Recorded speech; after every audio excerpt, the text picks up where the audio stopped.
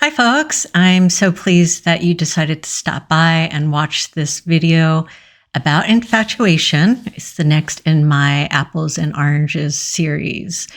I am Dr. Doug, and I'm always so curious about why people stop in. So if you can, comment down below about what it was about this topic that made you stop, and we will get into it. In this Apples and Oranges series, I compare our romantic life and our work life and apply certain types of concepts that normally we only apply to one, but rarely think of it as being applicable in the other.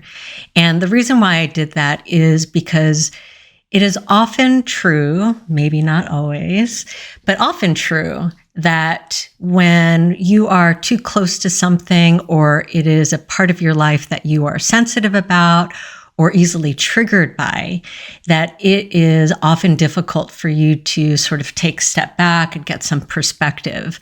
So oftentimes, if you can learn a lesson about yourself in the other arena that maybe you are less triggered by, that it's actually easier for you to learn that lesson or have that aha moment and then be able to apply it. So now we know, or maybe we know, the brain has a tendency towards laziness, has a tendency towards the positive, and will be repulsed by the dangerous, and it seeks consistency. So these three things are vital reasons why infatuation happens in the first place. I'm going to break infatuation down into 3 steps. I seem to have a bias towards 3. Why is everything 3? Anyway, there's 3 things that sort of go into infatuation. So you meet somebody and you have the thought, this person is wonderful. That's A, part 1, first step of infatuation. You have the opinion, this person is wonderful.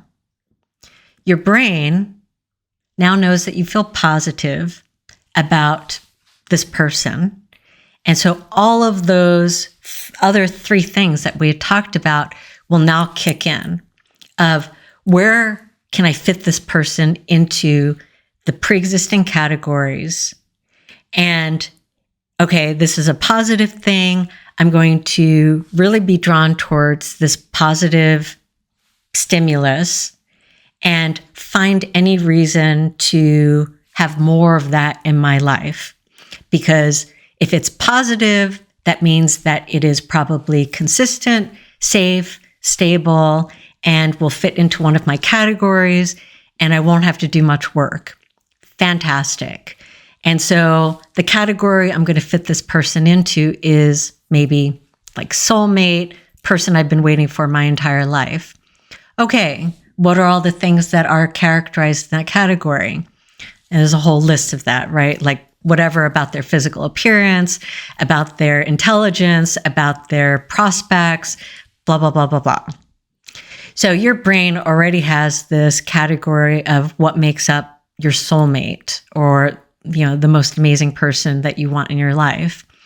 And so this person, it is going to try to fit that person into that category and is going to start making assumptions. So it's going to be sort of looking for any clue in that person that category fits. So maybe your schema, your categorization of your soulmate includes good sense of humor. And so this person, they crack one joke. That is all your brain needs. Your brain says, wow, check mark. This person is getting really close to fitting into this category because they have satisfied this one necessary quality. So it's one joke. But your brain jumps on that like, I don't know, like what? But your brain jumps on that. It jumps on this one joke because, well, this person's already feeling positive. Now I'm going to try to make this category fit. So I'm going to start making all these assumptions based on any little evidence that this person gives. So that is the one part that you have this thought that this person is wonderful. Your brain takes that, runs with it, starts to make all these assumptions, starts to sort of think all of these positive things, and will either minimize or ignore anything that is in opposition to that, as long as it doesn't cross a threshold. So maybe the person cracks a joke which is not very funny, but had already cracked another joke that was funny. So your brain may minimize the unfunny joke. It's not a big deal. Everybody has an off moment. And so the brain is going to say, I'm still sticking to the thought that this person is hilarious, even though they just told this one. However, if the person says something creepy or something weird or something that is very much repulsive to this person, then the brain's other aspect is going to kick in. So now, wary of danger. Danger doesn't necessarily mean life-threatening. Danger could be unwanted, undesirable, don't want this person in my life. So if they say something that is bad enough, undesirable enough, then your brain will sort of come out of that sort of rose-colored place and instead start to think, oh, maybe I'm supposed to be wary of this person instead of really wanting to welcome them with open arms. So that is step A. Step B in the infatuation process is I feel good when I'm with this person. Wow, that is really, really powerful. And the reason why this is so powerful is sort of blamed on Maslow's hierarchy.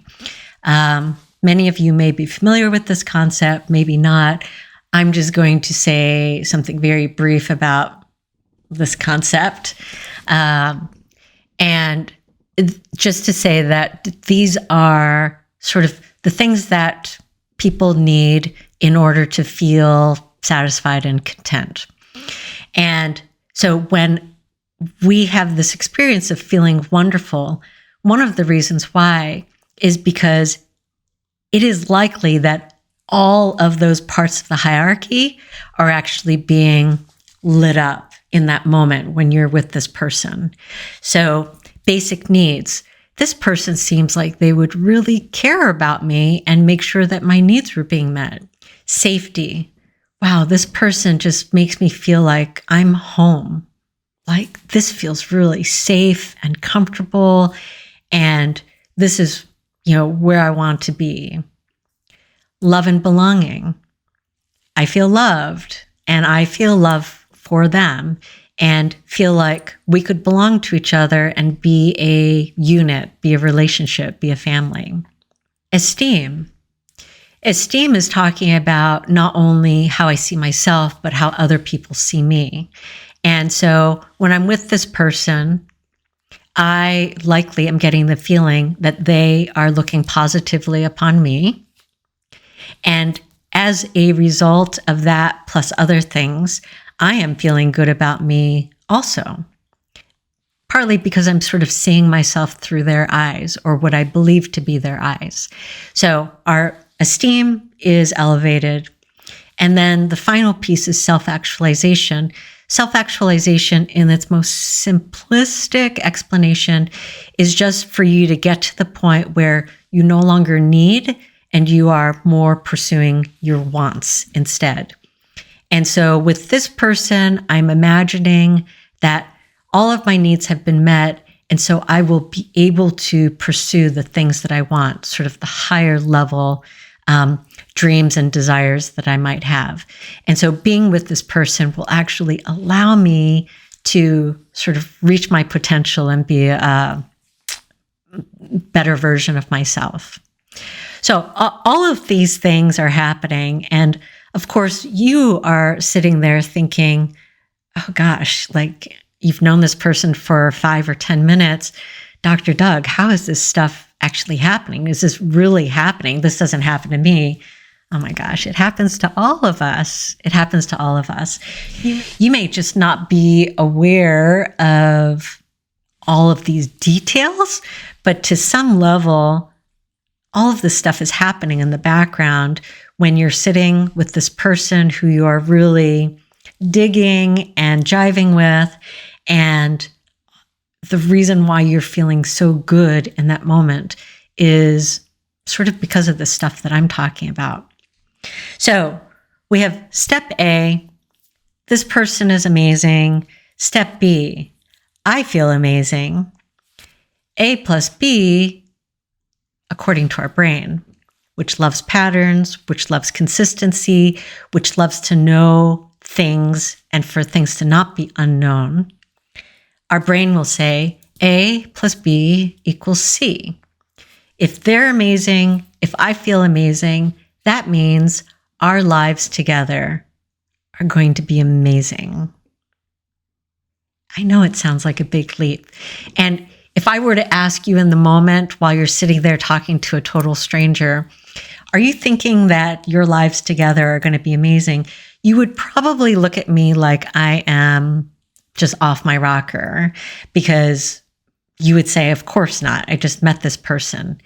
However, sort of at a deeper level, an unconscious level, maybe a nonverbal level, that's sort of explaining the good feelings that are happening and the excitement that you're feeling in the moment is sort of this, your brain playing out the future to infinity with this person, with this positive element in your life that's going to bring safety and stability, fits into a pattern, sort of decreases the unknowns about the future, and you are going to feel amazing about yourself for the rest of your life as long as you're with this person.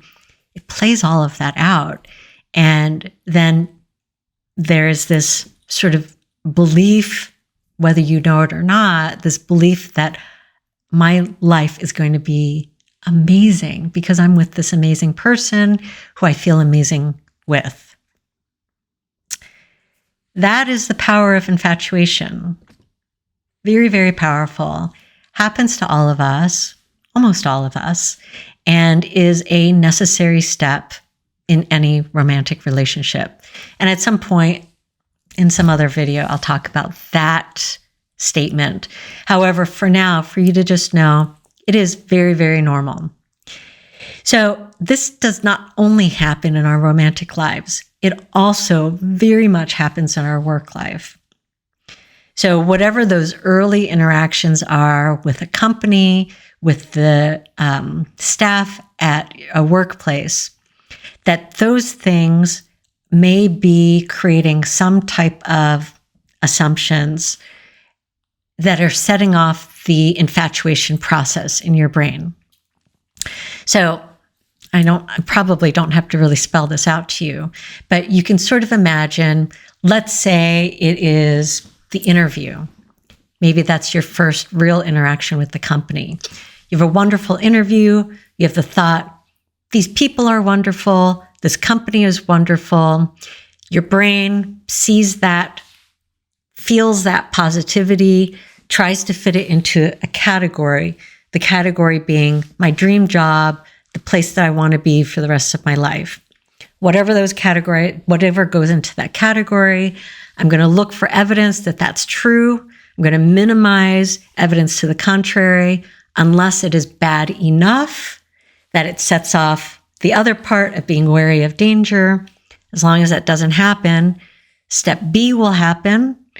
I feel wonderful about myself when I'm with this company or with these people, and I see myself through their eyes, and Maslow's hierarchy, everything is being lit up. My life is going to be amazing and safe, and I'm going to feel good about myself. I'm going to be able to achieve my potential, all of my desires, as long as I'm with this company.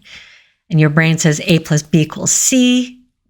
My life at this company is going to be amazing forever, into infinity. And very, very powerful. So that's wonderful. And, infatuation feels great. That early part of a romantic relationship, the early part of a of a relationship with your workplace feels very good. And, according as, with letter B, you feel wonderful about yourself.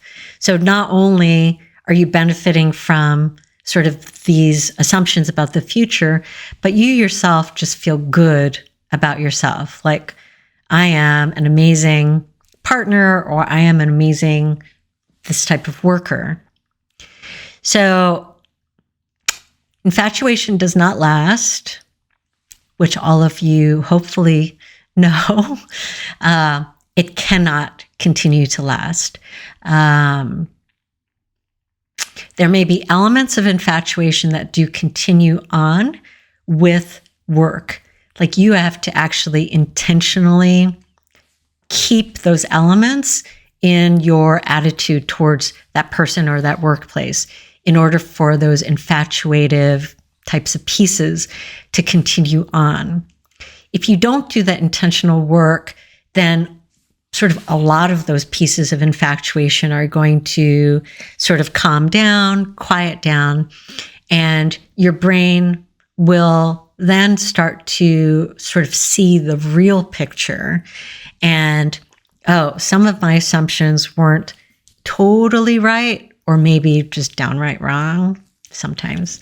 And so then you start to notice, that person isn't actually funny all the time, or doesn't crack jokes very often, or this workplace, not everybody at this workplace is great. So after that initial magical period, then your brain starts to sort of really see reality, and it is starting to create a brand new category for that person, that workplace. Okay, that person isn't really in the soulmate category. They're in this other category, whatever that might be, maybe a brand new category. Or this workplace isn't actually in the job of my dreams category. It's in this other category instead. And so now the brain is having to do some work, which it hates doing, as I've mentioned over and over again. It doesn't like those novel things, these brand new things. It doesn't like when the assumptions are proven wrong. It doesn't like when things break patterns. So you then start to have some negative feelings, maybe, or more negative than what you were feeling, and are starting to feel the effort that you're having to put into this relationship, romantic or work. And so you're having to put more effort in. There's some like unideal emotions happening. And it's because your brain is having to create this brand new category, trying to figure things out, trying to figure out what the actual characteristics are of this relationship, of this person or workplace. Then, at some point, your brain sort of will get into a groove as long as you stay in that situation. Your brain will get into a groove. It will figure out that category, and now has a category that works for that person or that workplace. And now you start to feel more comfortable and also more aware of the real characteristics of that person or workplace. And sometimes, even though they didn't fit into the dream category, sometimes it's still fantastic. And maybe this wasn't quite what I was thinking. However, this is working great for me. Awesome. And so then you can continue on in that relationship or that job. Sometimes, though, it may be that there's just too many things that have gone against those initial assumptions that you had made, in which case you may realize this is not the situation for me. Like, this isn't actually working.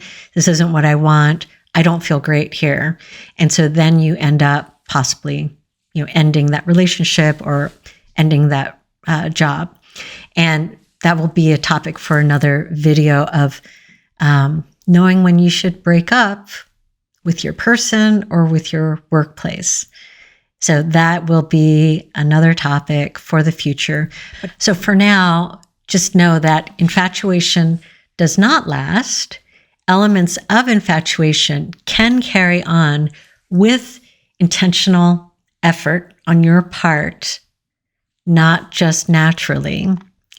And that reality will sort of set in, and you will start to see that person or that workplace for who or what they actually are.